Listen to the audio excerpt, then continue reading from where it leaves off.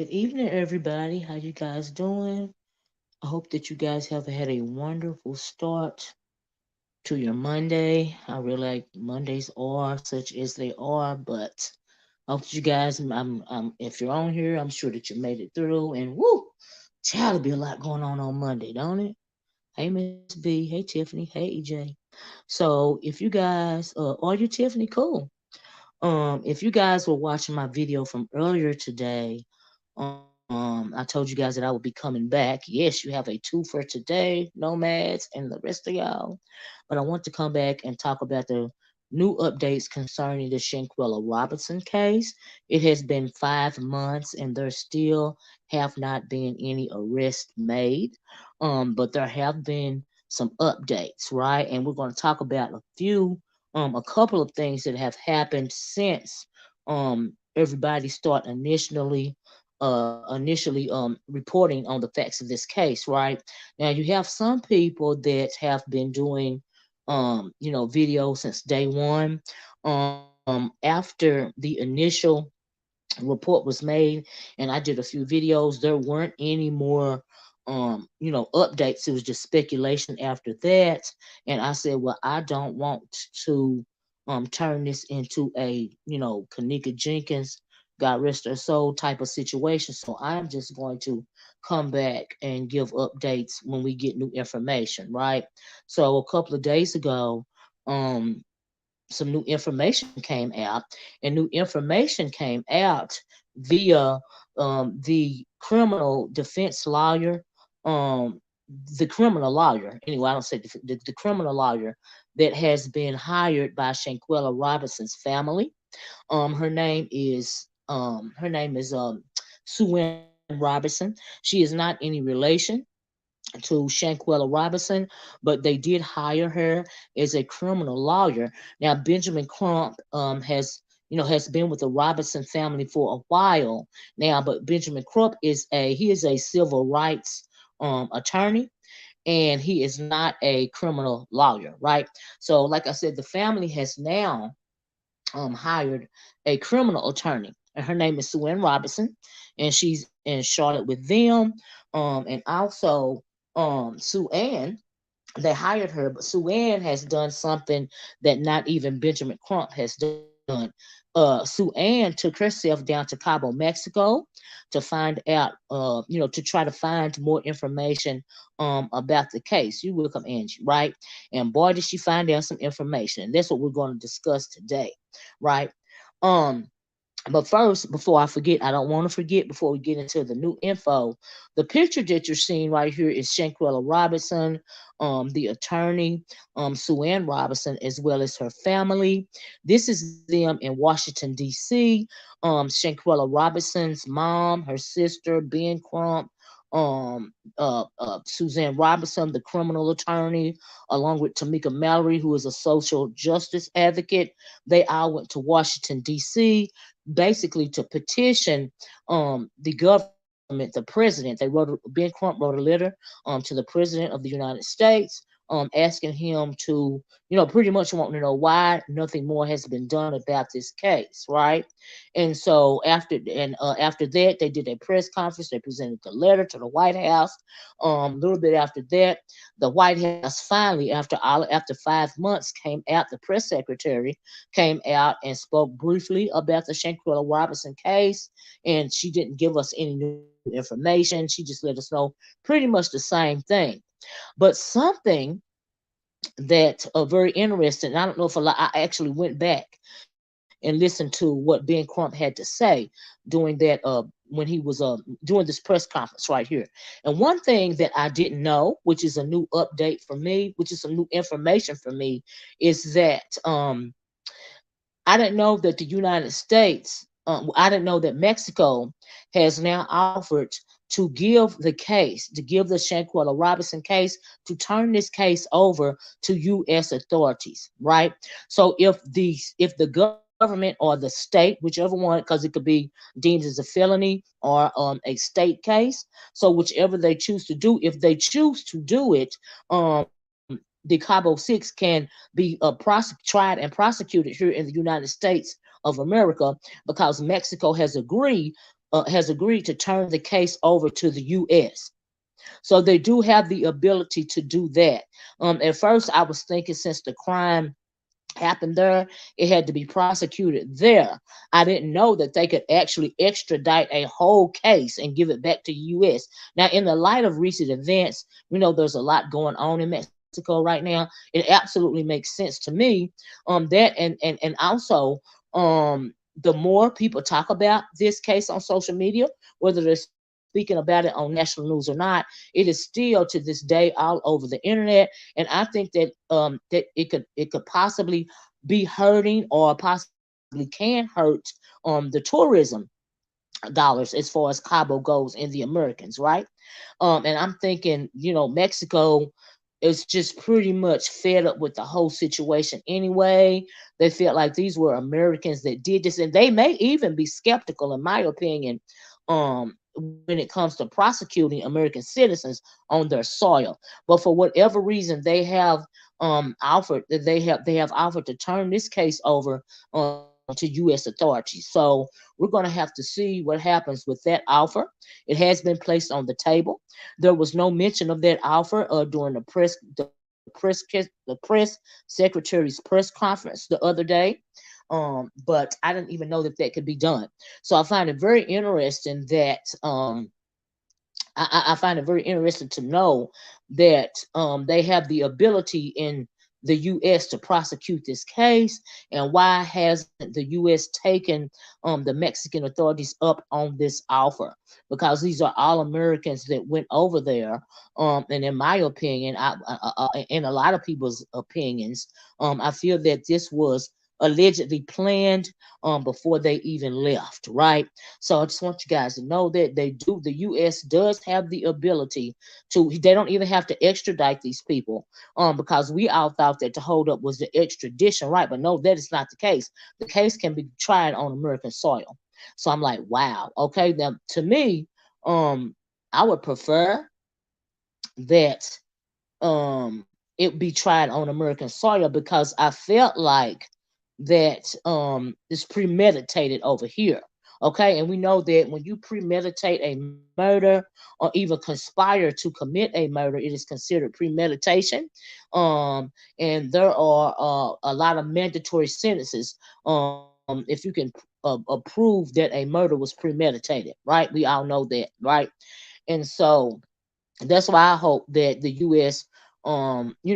Will try to show that they care about this young black woman and her demise, um because as long as the story was hot, and there was nothing else really to talk about, it was all over the news networks and stuff, even on cable news networks. But as soon as that case happened in Idaho, where those college students had been unalived, they pretty much have not spoken about the Shanquella Robinson case since then, and so I also feel like if the U.S. agrees to take over the case, that it would bring a lot more publicity to the case once again. But as for now, as far as the Cabo Six are concerned, they have pretty much gone on with their lives, right? And so, but like I said, going to back what I said at the beginning of the video, Sue Ann Robinson, the family hired Sue Ann Robinson, a criminal attorney. She went to Cabo, Mexico herself to try to do her own type of investigation. And upon arriving to the police station, the police gave her a packet, right? And in this packet, it had a lot of information that we did not have, we had not been privy to beforehand, right? And I found it very, very interesting, because one thing, if you guys can remember, that we had all just assumed that because Shanquella, seemed to be doing the best out of the group, that she is the one that set up, this trip. We know that from videos, that she liked to travel, and have fun and have a good time, with her friends and all this and all that, right? And so everybody had assumed that Shanquella is the one that set up this trip. But come to find out, Dejanay Jackson is actually the one that set up the trip. So as soon as I heard that, Dejanay, and we know that Dejanay Jackson is the one that actually fought Shanquella in the video. Let me see if I can find her picture. Hold on, guys. Here's whew, let me just pull them all up. Okay. So we know that Dejanay Jackson is the one right here with the blue and the red striped shirt on. She is the one seen in the video, pretty much beating up Shanquella, right? And we know that they were filming the incident. We know that we heard Malik Dyer in the background saying, "Dang, Quella, you ain't even gonna hit her back," or something like that. He was saying, right? And so we know that, right? But I didn't know, like I said, none of us knew that Shanquella is the one that set up the trip, right? So, like I said, the criminal attorney, um, Sue Ann Robinson, went over there. She was given that information. She was also given some more information, but as it pertains to Dejanay, since Dejanay was evidently the point of contact, the one that set up the trip, that kind of throws a timeline out for me, as well as some other information that we didn't know about. Evidently, and the other information um is the fact that, well, no, before I get to that, let me just say this. Since Dejanay Jackson and Shanquella, we found out that they weren't that close. They were friends of Khalil's, right? And that leads me, that makes me ask the question, because I do believe, along with a whole lot of people, that allegedly this whole thing was planned before they even left American soil, right? So I'm thinking, did Khalil, is Khalil the one that talked to her? Because Khalil is the one that's supposed to be her close friend.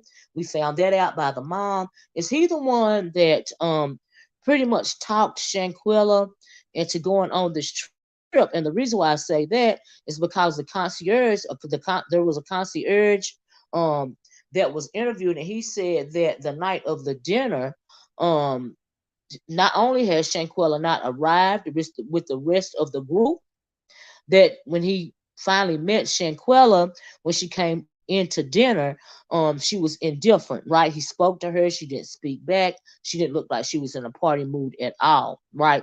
So I'm thinking, okay, so what had happened?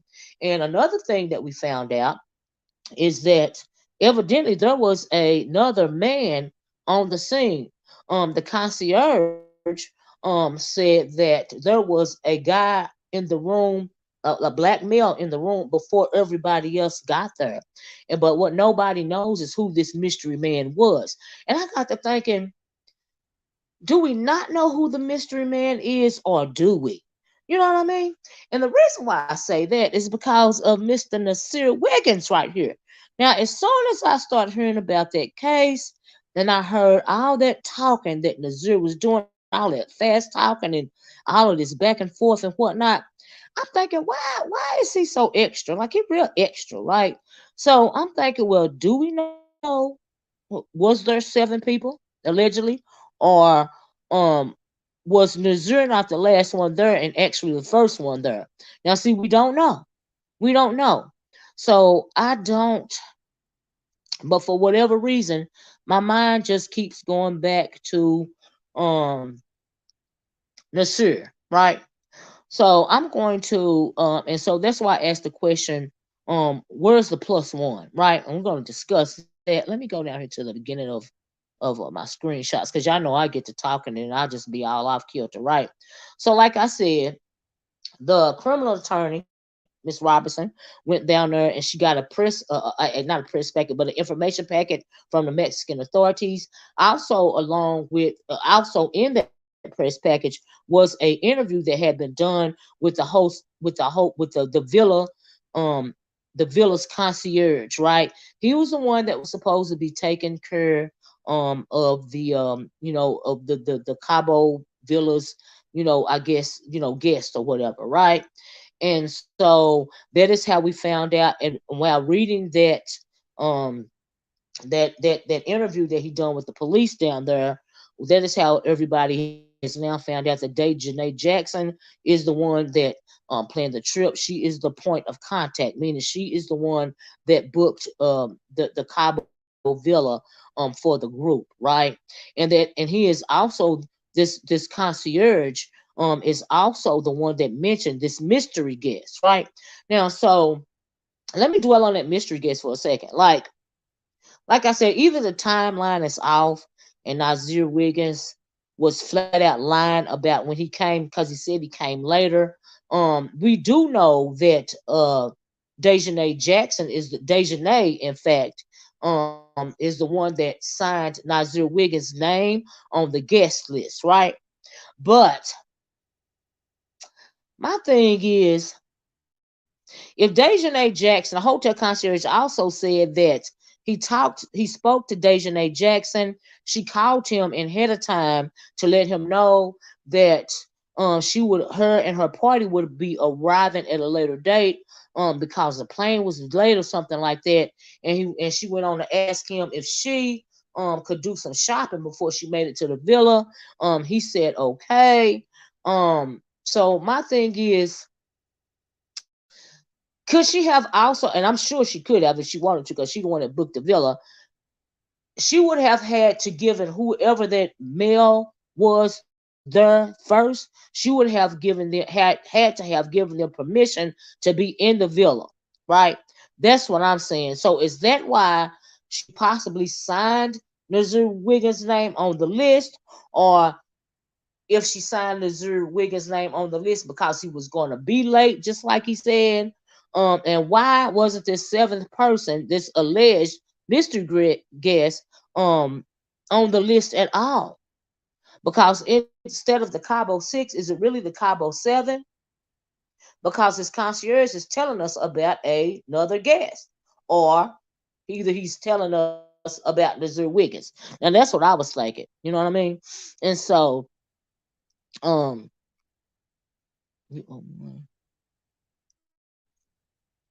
I don't even know what that means.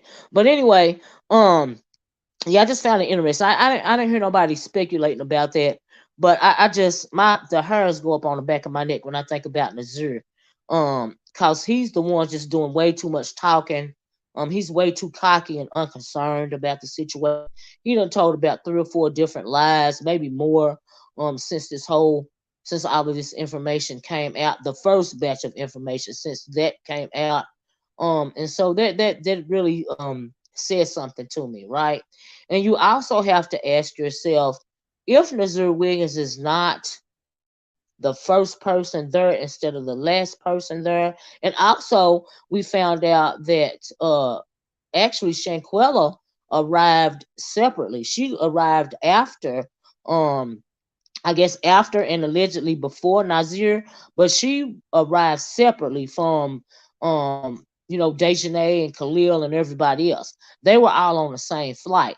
And another question that I have is, why didn't Khalil come with his friend? I found that very interesting. Right? Now, number one, I think I got an answer for why Khalil didn't come for his friend. Now, see, Khalil is very interesting. We know that Khalil is the one that called the mom, because he had him and Dejanay had supposed to been real close friends for years, right? He called the mom, and told her, first he told her that Shanquella was sick with alcohol poison, and then he told her that she had passed away from alcohol poison.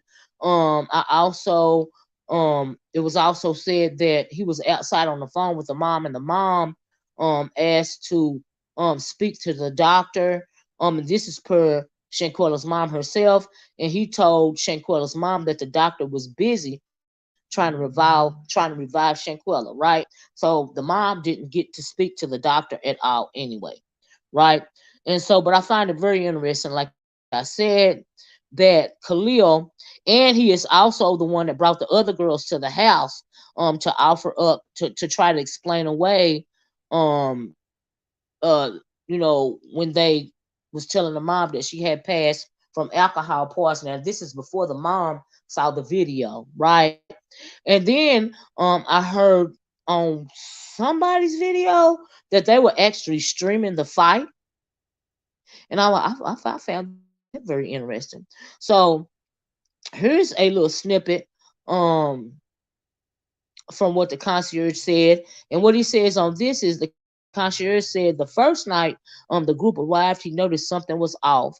He said Robinson, talking about Shanquella, was the last person to join the group, and that's what we said before, for dinner.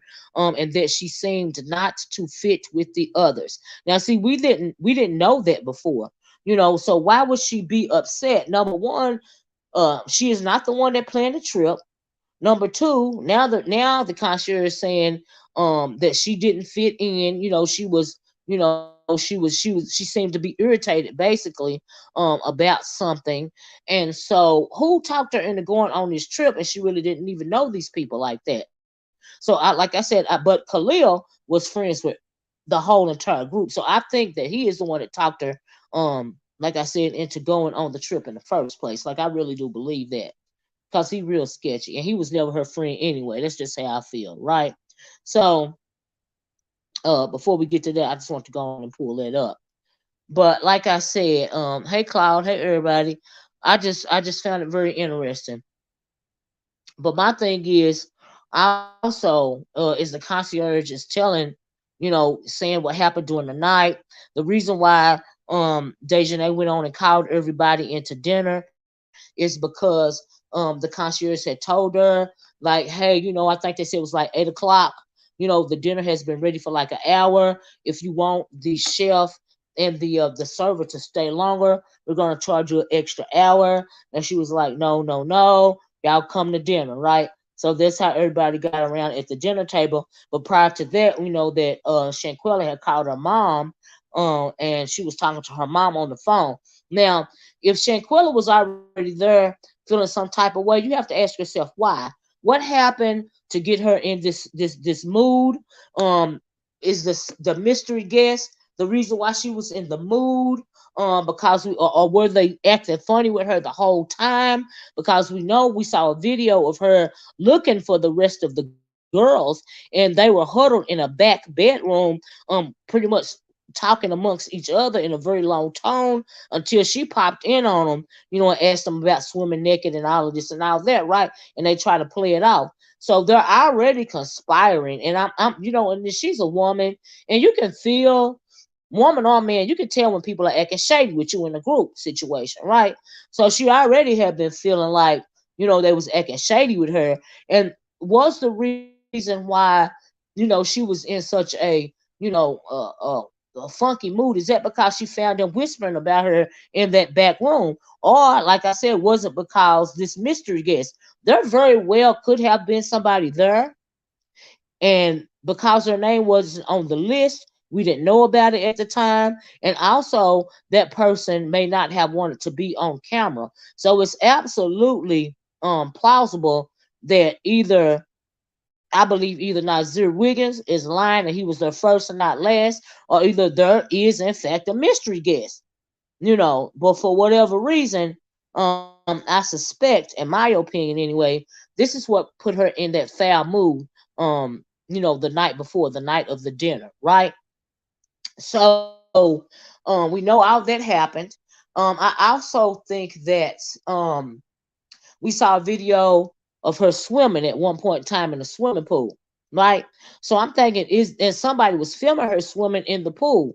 So who was filming her swimming in the pool?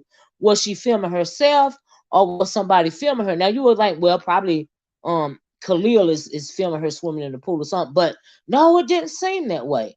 Like I just don't see Khalil um filming her in the pool, right?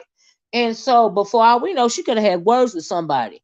That's what put her in a foul mood or whatever, which is I am suspecting is what happened. Or either she overheard something, and she wanted to call and tell her mom about it, but then she didn't want to upset her mom and she didn't say anything. So she just mentioned she was going to dinner, right? But she had to be feeling some kind of way at the point in time when she called her mom. I'm thinking she just didn't feel like she had a way out. Me, I just would have left. I never would have went in the first place because I don't do shady stuff like that. If I don't know you and we ain't close like that, I'm going nowhere with you, honey. No, I don't care what my so-called best friends say. If I ain't feeling you like that, I'm not. But these people are young, and like I said, I think Khalil might have talked her into that going on this trip with these people, because it had been established earlier that this really wasn't her group of friends, save for Khalil and Malik, right? And Malik is very interesting too, because we heard him talking in the background, and shortly after that, and we saw, and he filmed the girl getting beat up, and him saying, "Dang, Quella, you ain't gonna fight back or nothing." After that, the tape goes off, and she was just sitting there by herself. Yeah, absolutely. That's plausible as well. You know what I mean? Because she was out of place. It makes sense. They was acting shady towards the girl. This is not her group of friends. And I was going to say something about Malik. Oh, now we saw how badly she was beaten on the video that was released, right? But I remember asking the question. I felt like something had happened prior to Shanquella. Maybe she was like beat up in the bathroom prior to or even after the video stopped filming. But what if, because it seemed like she came from the bathroom? No, then it was proven. I changed my mind on that, because she was shown being dragged out the bed, right? But my thing is, at the time Malik cut that video off, because they've always speculated that there's another video, right?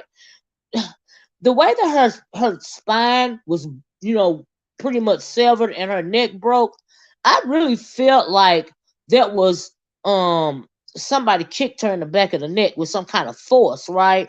Now, yes, Dejanay was slinging her around, and yes, Dejanay was a lot bigger than her, but I really don't feel like that is what caused that injury to her neck and her spine. Like, my theory is, this is my theory, my speculation is that there was something else. Well, clearly there was something else going on, right? Why did Khalil want to set up his friend, right? Now, it was also speculated that Malik and Khalil had something going on in the background, right? So what if one of the guys kicked her in the neck? Because we have seen on several occasions when people would kick you or stomp you after you on the ground. And he's clearly, yeah, I think a man was involved. I think Malik or Khalil possibly is the one that really finished her off. Like, I really do believe that. It had to take some type of force. I don't think slanging her around did her spine or her neck that way. Yes, she was a small girl, but she wasn't that small. She wasn't like under 100 pounds. She wasn't a small child. She's still a grown woman. She still got meat on the bones, even if she a small. She seemed like she was very healthy. So I just really feel like somebody had to kick her or something like that. She had bruises all over her body. They showed the autopsy report. The new packet had some more information. When it uh more they showed injuries to the front, her pelvic region, like she had been kicked in the pelvic region. Her eye socket, there was blood. When somebody punch you in the eye and they punch you so hard that it bust the blood vessels in your eye, that had happened to her, as well as it was swelling in her head. And then of course we know the spinal injuries. And it just detailed all of that, right? And so, but the next day, let's move along. Like, I really felt like I feel like clearly more than one person attacked Shanquella. Like, I really do believe. I don't know if it was before, or shortly after that video that we saw, but I think that something else clearly happened. See, in the first place, I think that they, like I said, I feel like it was premeditated. I felt like they went there with the attention of that girl not coming back. That's the way I feel. Like I really do. I really felt like that was planned beforehand. The reason why, now, with the exception of Elise Hyatt, right? Because as the concierge is talking to the police in a police interview, he only mentions one person that was upset. And he said it was a small female. And Elise Hyatt was the smallest of all the females, right? So I'm thinking maybe Elise didn't know what was going to happen. Maybe she didn't know it was going to go that far. Maybe she was upset because only what a couple of nights or the night before, her sister was unalived in the hotel room as well. Maybe she was upset about that. I mean, I don't know. I don't know. But for whatever reason, she still is an accomplice. She still, if she's tried in the States, she still will be tried as an accomplice because she was there at the scene. She's still going to be tried as accomplice either way it go. So whether she knew that they were planning on unaliving Shanquella or not, which I think was the plan coming from Khalil, because I think Khalil was never her friend or Malik. And let's go back to Khalil and Malik before you even read this little part right here. I hope y'all already read that. But y'all know I always end up going off course, right, with my theories, right? Because I'm thinking and I'm theorizing as I'm talking, right? I'm getting this out of my head. So what if the rumors are true that Khalil and Malik were involved in some kind of secret relationship, right? Because we know that Malik had a whole family, right? What if Khalil, which was never her friend anyway, in my opinion, what if Khalil and Malik conspired to do this to her because they felt like, or either had some kind of proof, or went through her phone or something and found out that she was, talking about the relationship behind their back or something. Do you guys think it could be something as frivolous as that? Anything could have happened, and we really, unless Khalil tells us, we really won't ever know what the reasoning behind this was, right? So a lot of people were speculating about them being jealous of her because she was doing so good at her, her business. I really don't think that was what the deal was. It seemed like it was for a murder to be committed, in this vicious of a manner. It's like it was personal, right? So if a lot of people were thinking, maybe Dejanay and Shanquella like was fooling with the same guy or something like this, or something of that nature. I don't think it was that. The reason why I don't think it was that is because I think that Khalil is the one that talked her into going on a trip. That's what I feel like. And because this, like I said, this is not her regular group of friends. So why was he so dead set on her going on a trip? And after she got there, she then realized that it wasn't all that. He probably told her, oh, it's gonna be cool, blah, blah, blah, blah, blah, blah. You know how you talk somebody into doing something, right? And she just went on and went. After she got there, clearly she wasn't happy. They're speaking amongst themselves. They hid away in corners, talking to each other, behind her back, and so yeah, that's what I said earlier. I think they planned it before they got to Mexico. I felt like it was premeditated, right? So, but I think the head ringleader is Khalil. Like I really do. And I didn't even necessarily feel that way until I found out that it wasn't even Shanquella's trip. She wasn't even the one that planned the trip. Like I said earlier, Dejanay is the one that set this up, and Dejanay is the one that they filmed fighting her in the video. I even feel like the fact that they filmed Dejanay beating up Shanquella in the video and that video being released, I even felt like that was some type of manipulation. Even that. I don't even I think they even did that on purpose. Do you see what I'm saying? For whatever reason. I think they possibly all jumped her too. I agree with that, Cloud. I absolutely agree. She had too many different marks on her body that we didn't know about before, you know. And so clearly it was premeditated. We all, yeah, I agree with that. Clearly it was premeditated. But I guess the only question that I have is now is why people, like I said, people were speculating money. People even start speculating about PPP loans at one time, child. That was ridiculous. I'm sure all of them got some type of PPP loan. Okay, so I don't think that's what the issue was. Um, I a lot of people speculated. Even I felt like Khalil might have been jealous of her because her business was doing so good, and he had started up a couple of businesses and they didn't do so well. Yeah, I don't even think that is what not as far as the business goes. I don't think that's what it was either. I think it was something else. But like I said, unless they confess, um, we'll never know. That, but as of now, they've not even been brought to justice, right? So let me read this because it's interesting. So the concierge, this is the concierge's police interview, right? So he says, the next day, October 29th at 1:50 p.m., the concierge told investigators Jackson, talking about Dejanay, text him and asked if he was available, right? And where the nearest medical services was. So after the night, after the fight, she then contacts the concierge, and she says she's asking this question because, quote, I think my friend has alcohol poisoning and needs emergency service and someone to translate to speak Spanish for us. That's what Jackson told the concierge, right? But come to find out, Miss Dee Dee, she didn't pay for everything. It was not even her trip. That was misinformation. Dejanay set this trip up. So that was people just assumed that Shanquella paid for this trip, but it wasn't even her trip. She was invited to go along on the trip. It was Dejanay's trip.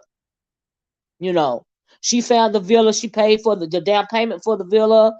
She made the plans and all of that. So yeah, it was Dejanay that set this trip up. So yeah, you're gonna have to go back to the beginning of the video, Miss Dee Dee. And so anyway, that is what she caught. They caught after the fight. Like I said, then they called the cop. Now this is them setting up a what do you call it? You know, setting up a plot line or a storyline as to why Shanquella is in such bad shape, right? This is them setting that up. So I think that they know that they had pretty much almost beaten her to death at this point in time, but they got to get somebody in there and they got to tell some kind of story and make it seem plausible that she been drinking too much, because they know that the chef and the waiter was there the night before and they were drinking here. Alibi, thank you. This is the alibi, right? Okay, right. So they're saying, hey, I think my friend got alcohol poisoning. Can you we need medical services, right? And we also need somebody to translate. They already know what's actually been done to the child, right? So this is them trying to set up the alibi, like somebody said a few minutes ago. Let me pull up this next one. So she goes on to think that my alcohol poisoning needed emergency services and someone to translate. We already said that part. Then the concierge says the concierge offered to send a doctor. We know this part.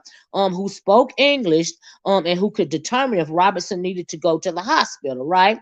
Jackson agreed. Dejanay Jackson agreed. Now this is Dejanay talking to the concierge once again. Is because she is the one that set up the trip. She is the one in charge of paying for the villa and all of this and all of that. This is her trip, right? Robinson needs to go to the hospital. Jackson agreed to this and asked the doctor be sent as soon as possible. This is still them setting up their alibi, right? So this right here, let's record it and let us out. This is another part of the interview right here. I want to read it ahead of time. So let me go on and read it first because I get to talking. It says that Alfred for help said, and the conversation is recorded on 3-letter size sheets of paper because they asked the concierge to write down what was going on, right? And he also had to record. He also recorded it because he had to give it to his superiors, right? So 3-letter size sheets of paper attached here too. When they say it's attached to this report right here, right? At 16:15, and I think that was around like 1:50. I think we said something like that. I guess somebody texted me and told me that the girl has to be hospitalized. The doctor, this is the doctor that had to text it. No, this is after the 1:50. This is about 2 or 3 o'clock, probably, right? Whatever 1625 is, they texted him and told him that the girl has to be hospitalized because after being evaluated, she has to be hospitalized, and that her friends were finding out if she had any insurance. To which I asked if she is in serious condition, and the doctor said no. Now, see, that was a lie. We know that was a lie, but I'm gonna tell y'all why I think the doctor said that. Right? The doctor said no, but that she does need an IV.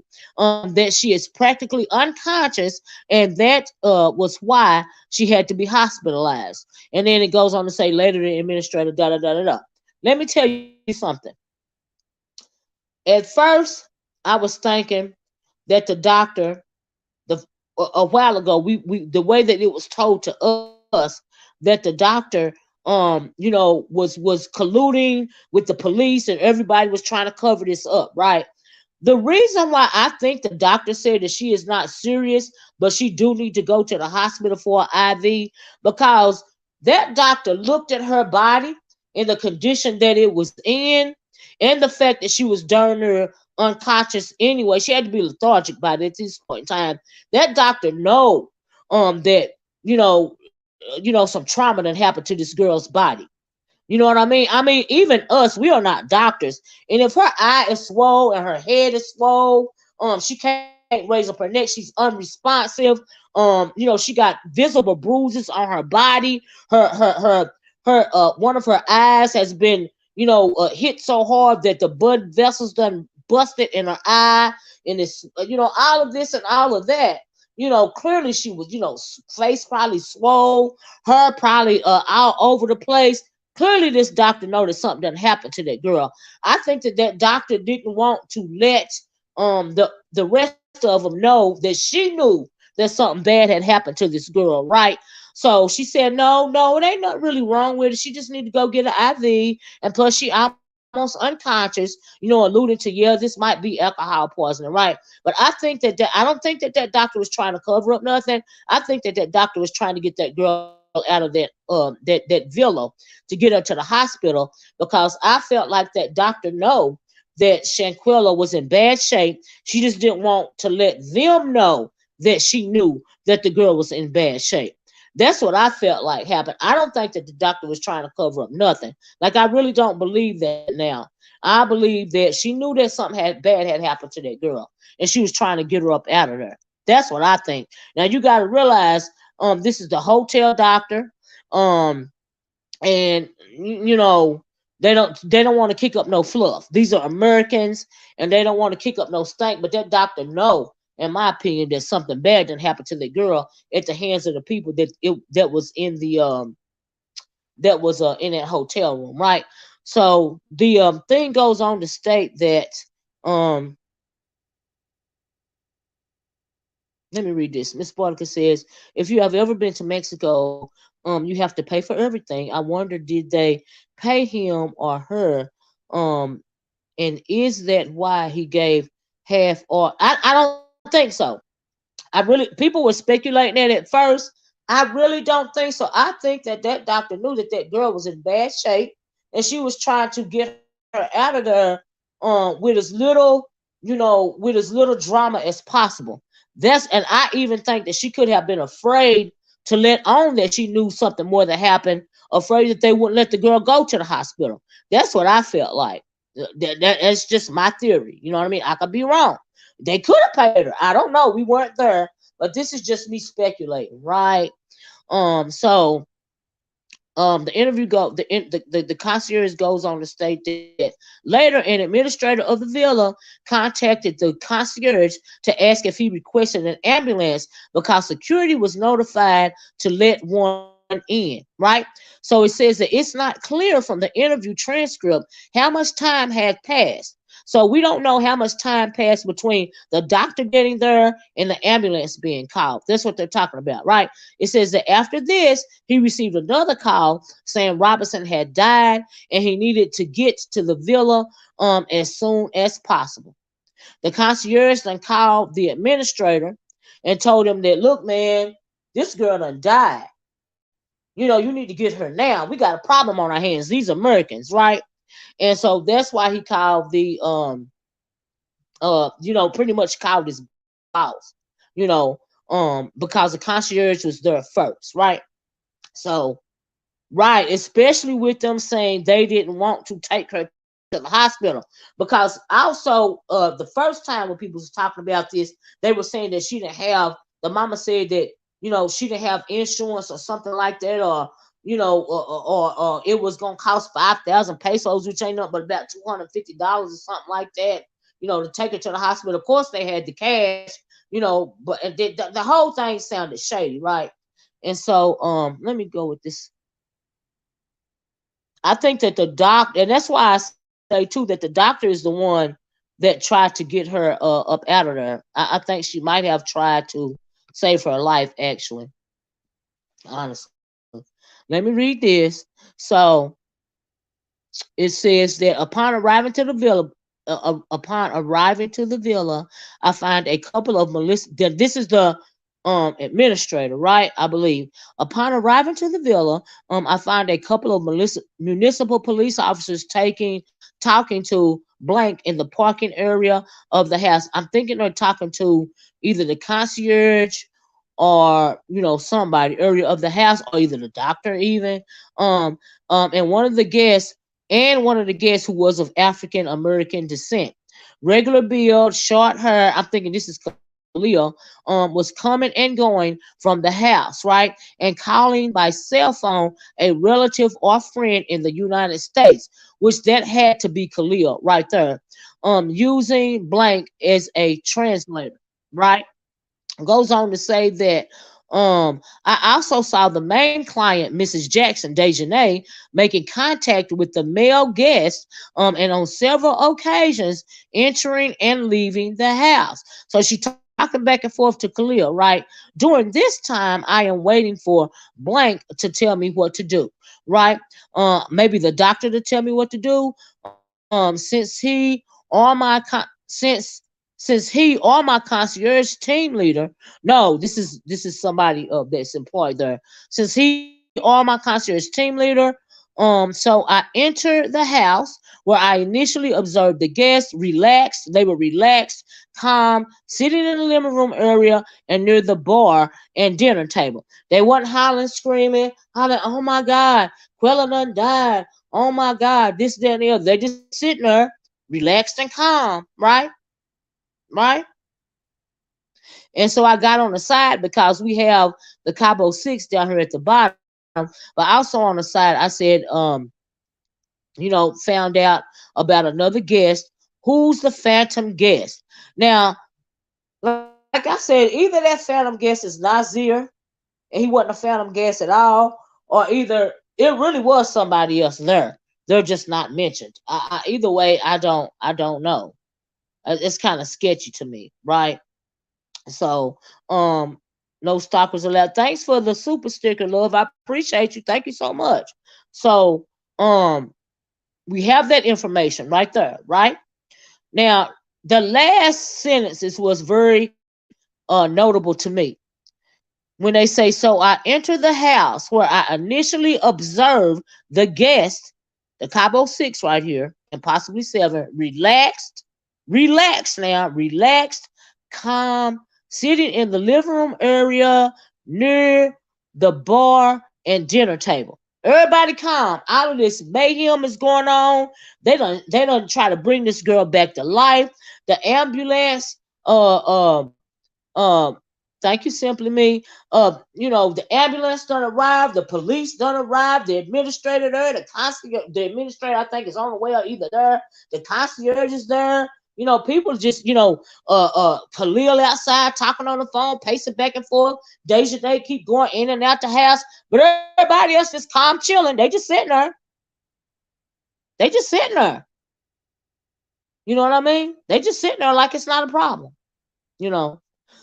Tiffany said this is why another reason why I feel like this was planned. Absolutely, absolutely. How can you be so calm after killing somebody? Come on now, that don't even make sense. Then the only person that was upset was Elise. She the only one that was upset. And then, but even that didn't last long. Let me give you this. Let me go to this other slide for you guys. Hold on 1 minute, because I'm trying to stay in order here. Because it's just so much. Now, right here, the investigation states Jackson told the concierge they informed Robinson's mother of. Now this is Jackson, and Khalil. Khalil was outside calling the relatives, whatever. Dejanay Jackson was going back and forth.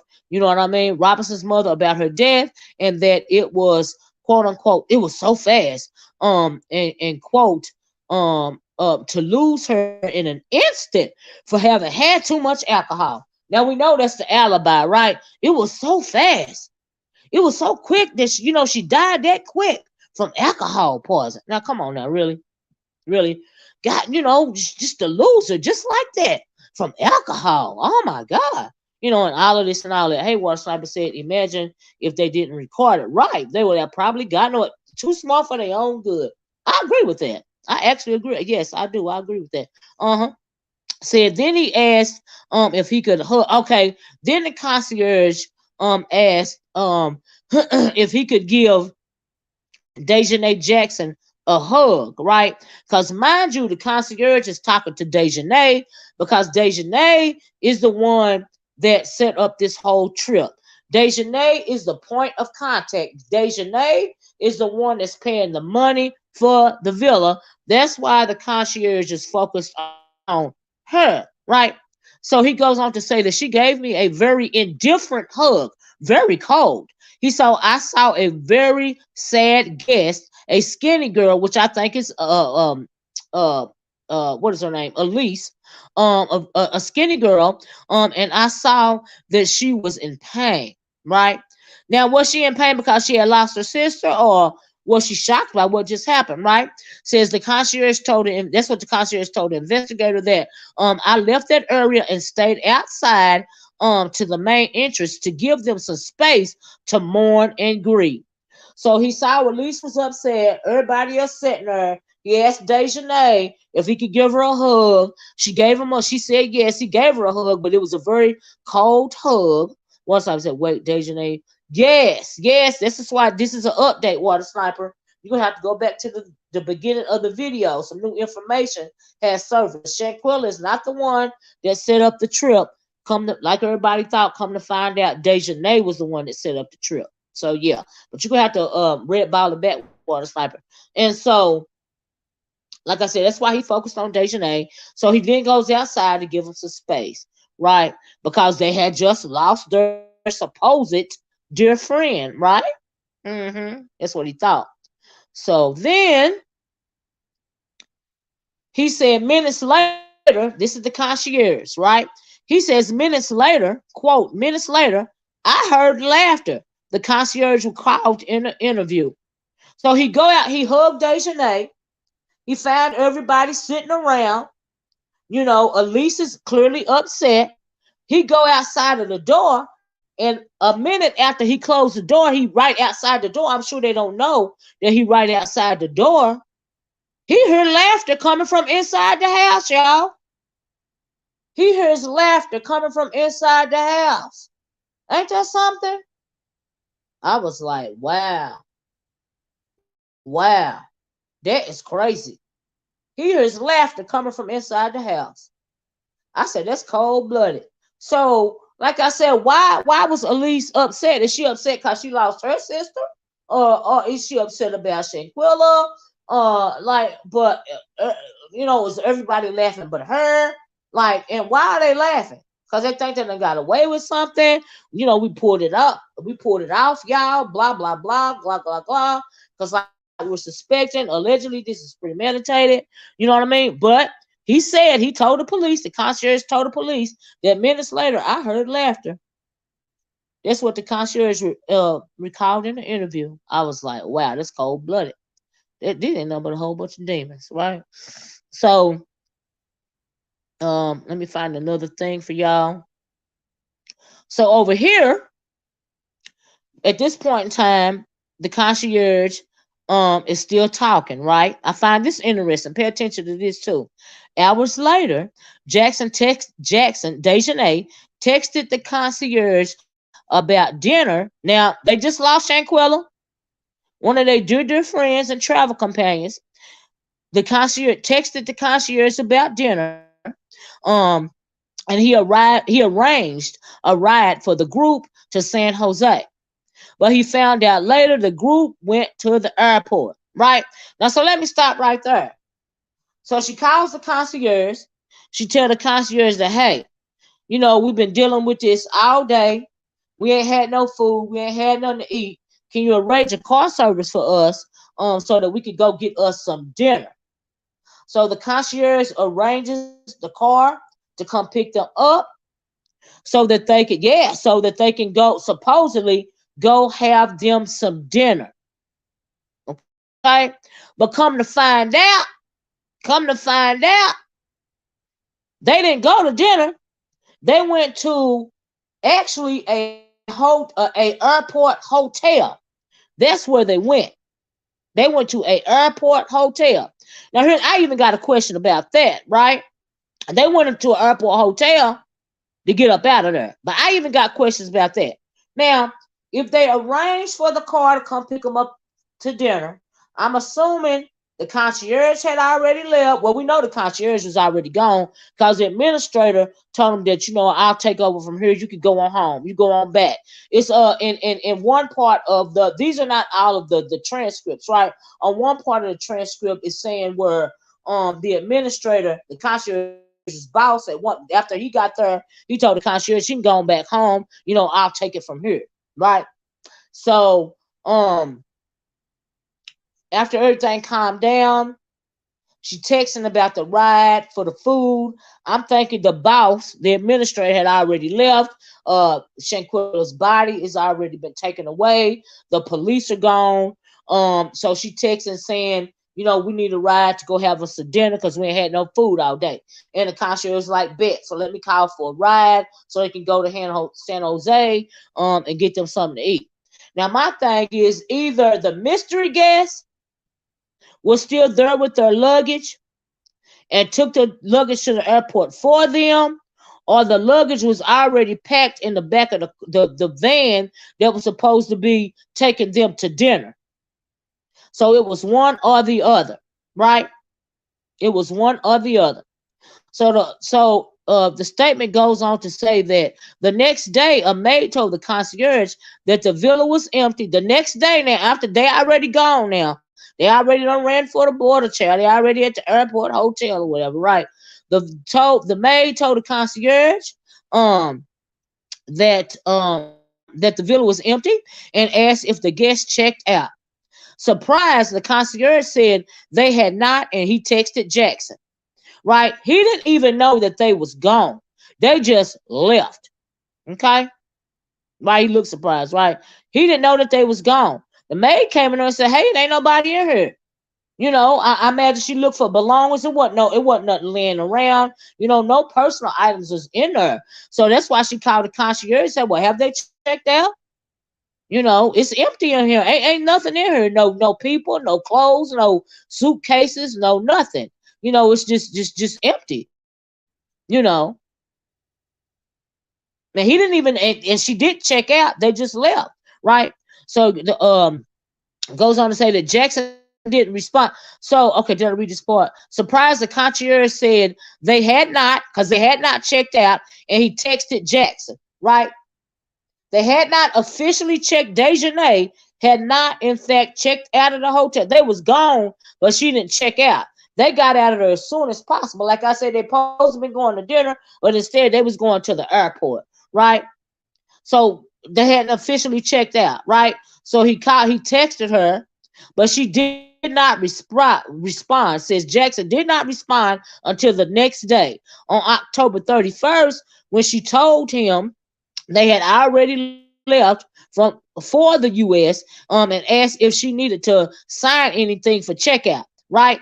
So she didn't answer him when he called the next day. She didn't answer him to that Monday, which was the 31st. She responded to the text, and then that's when she said, do I need to sign anything to check out? And you can email it to me. Email, whatever it is, that I need to sign, to conclude to conclude my stay, to pretty much check out. You can email it to me because I'm already, on my way back to the U.S. I think that they were already there by Monday. That is why he didn't get no response on Sunday. He didn't get a response till the 31st because they was already back on American soil by then. They was already gone. I was like, wow, that's cold-blooded. She didn't even check out. They just got up out of there, right? Now, so that makes them look clearly, along with everything else, they're even more guilty. But my thing is, did they wait till everybody? Did the car come after all the other people that was there first, left, and then they packed all their stuff and went directly to the airport, or did somebody else pack their stuff up in a different, ride and take it to the airport?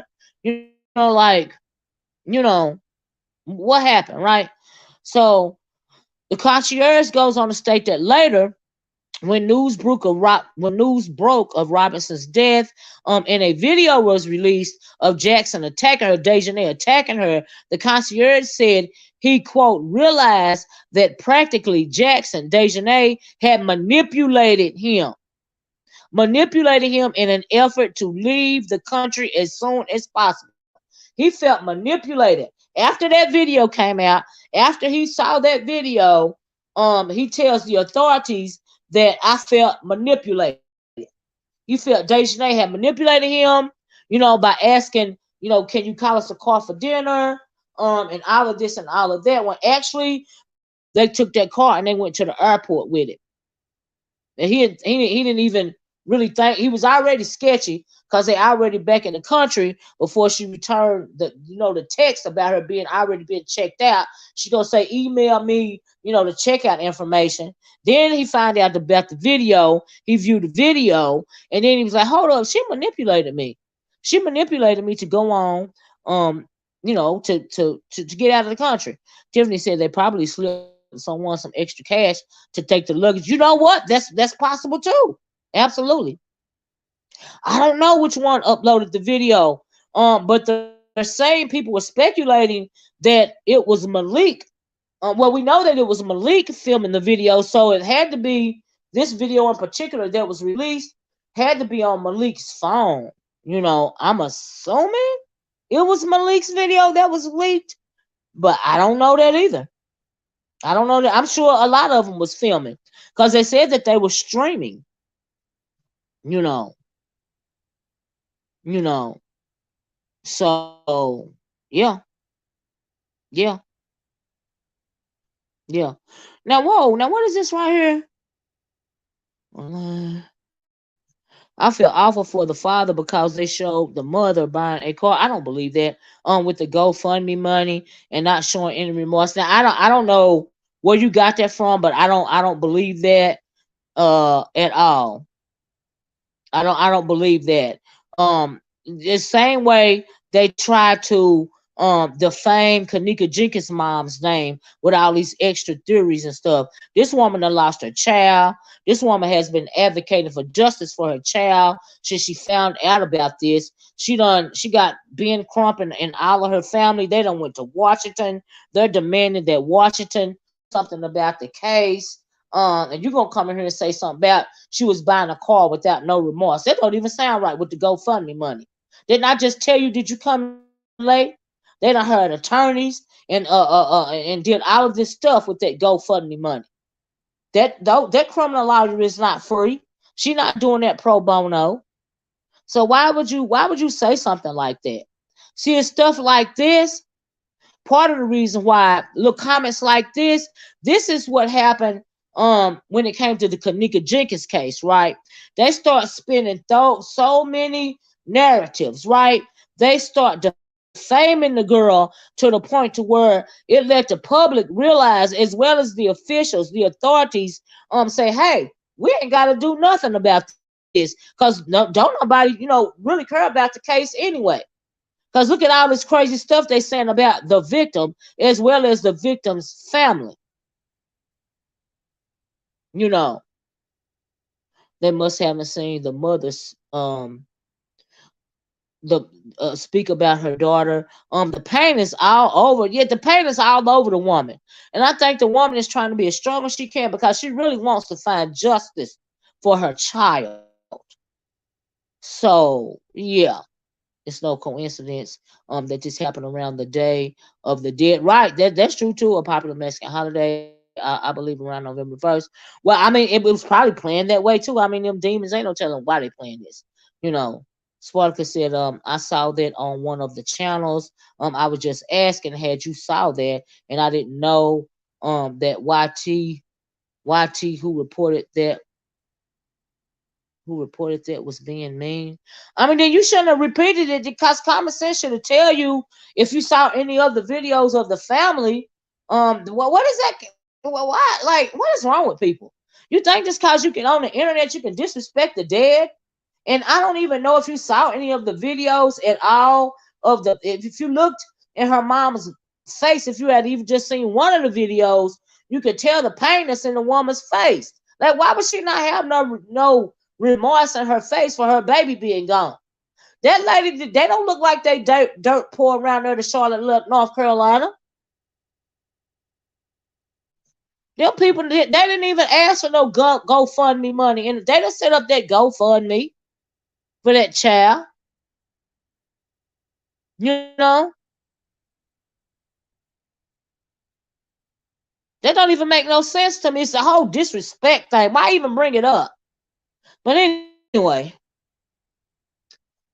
child. So where was I? So, like I said, the concierge feels that pretty much she done played him to the left. The concierge feel manipulated. The concierge feel like, just like everybody else, they hightailed it up out of there. And we know what happened after that. Shortly after that, Khalil and the girls went to the house, acting like they were so upset. They said that they were crying and everything. Asked them to sit down for dinner. Even started making plans about what color they were going to wear to the funeral. Just all concerned and all of this and all of that. He's in constant contact with the family up until the time that the video was released. Up until the time that the video was released. At the point in time when Khalil found out that the family does seen the video, that is when all contact, when Khalil stopped contact with the family. You know. And so, yeah, that's crazy. Mm-hmm. Mm-hmm. And so I just find it very interesting. They pretty much told on themselves. But at the end of the day, like I said at the beginning of the video, and pretty much they've gone on with their lives. Like I said, I also said at the beginning of the video, nobody has been arrested. We don't, because nobody's been arrested. Nobody has been extradited. Nobody has to be extradited back to they don't even have to extradite them to try for this case, to try for this murder. Um, they can actually try the case, which I didn't know until Benjamin Crump said that that case can be tried on American soil because these were American citizens. So we're going to have to see if the U.S. will take over the case. But my thing is, why wouldn't they? But Mexico has offered to give this case, to turn this case over to the U.S. authorities. Will they take them up on it? Have they taken them up on it? I don't know. But there are, if you guys have seen the black femicide rates in this country, all over YouTube, all over social media, even on the news, every other day, a black woman is being taken away from her family, from her friends, sometimes even from her children, for a little bit of nothing. It's like nobody don't care. It's to the point to where these people killing black women, committing this femicide, they are aware that this country doesn't care about black women being taken, being unalived.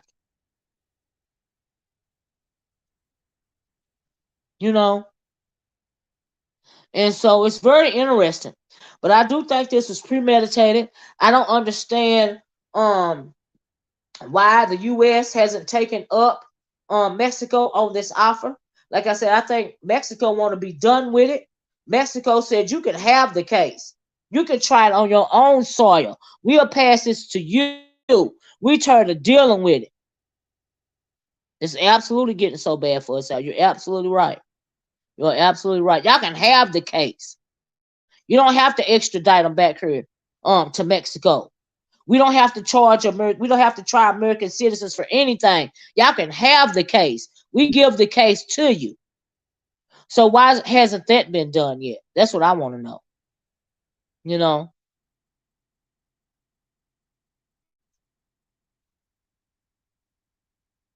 I don't know, Water Sniper. I don't know.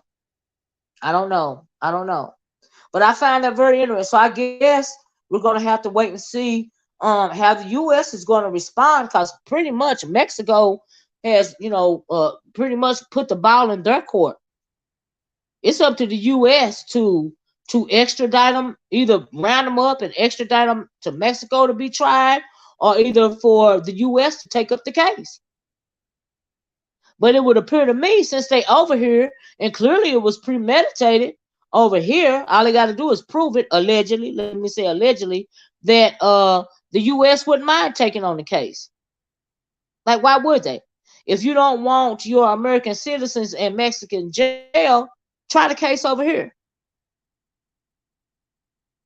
You know, but just because her family can't even begin to grieve because they're still fighting for justice.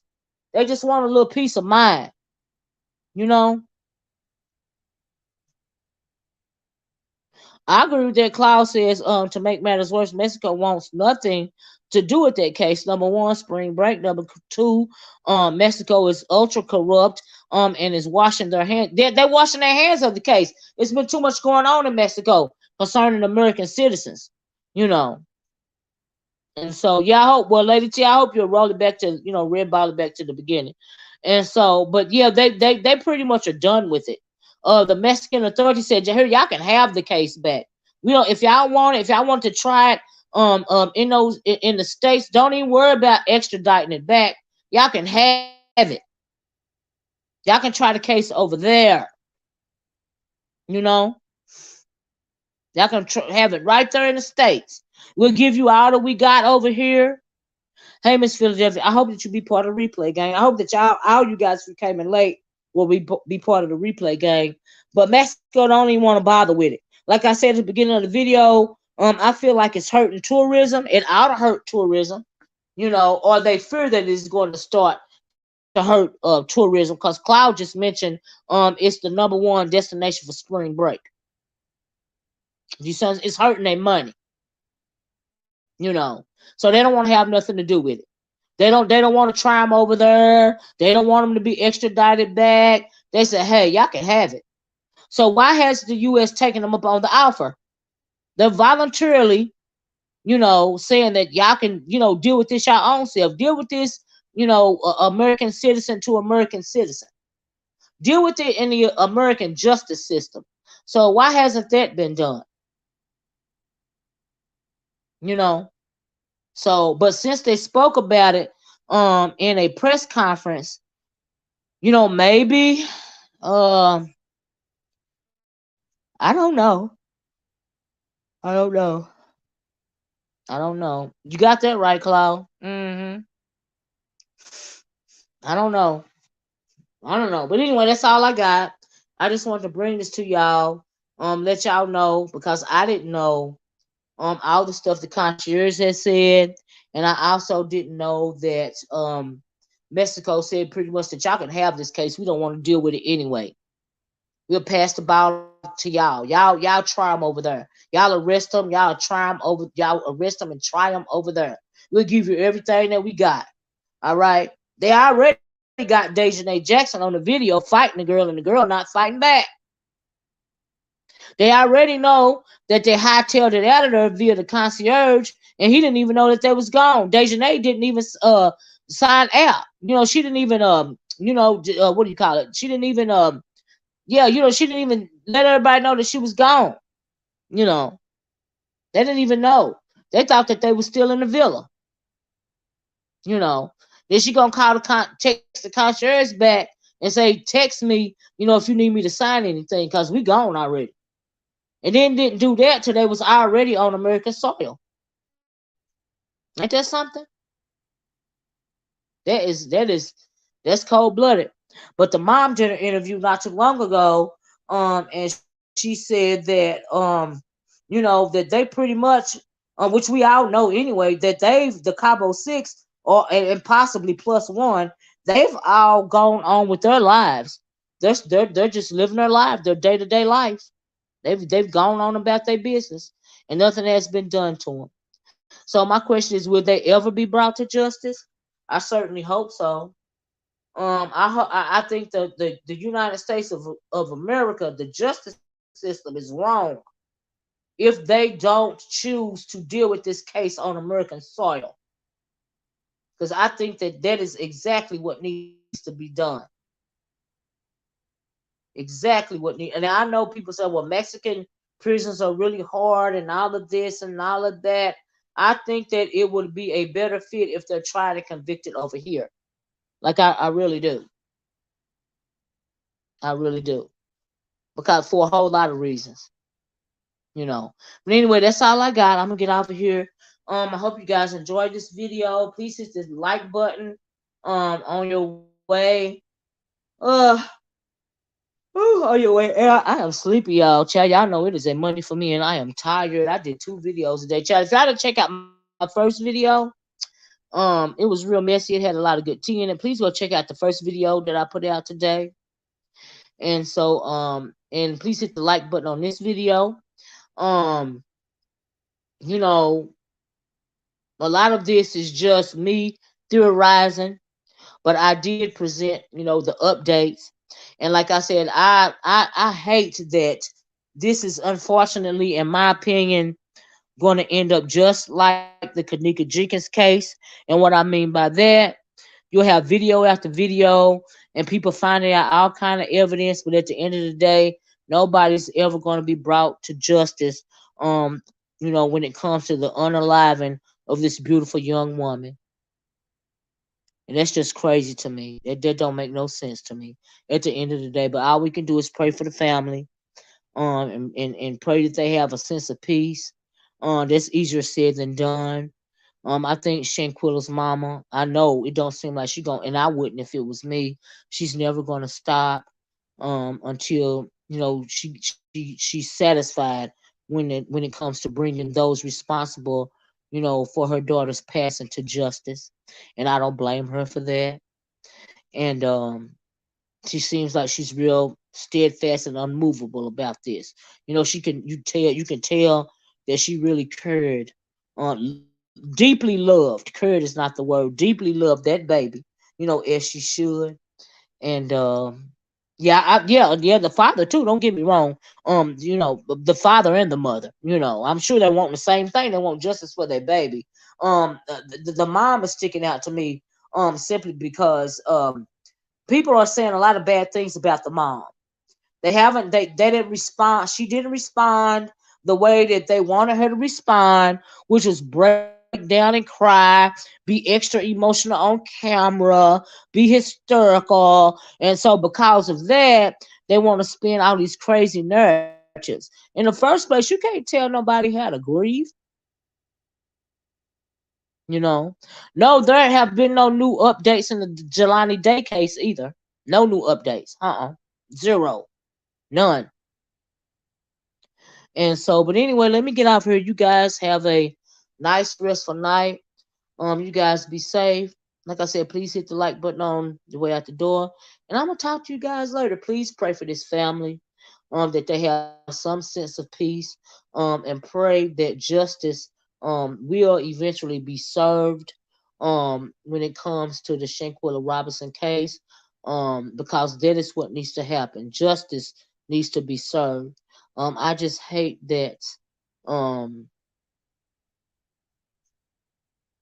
we as a people have to be, thought of as, um, not even worthy of justice.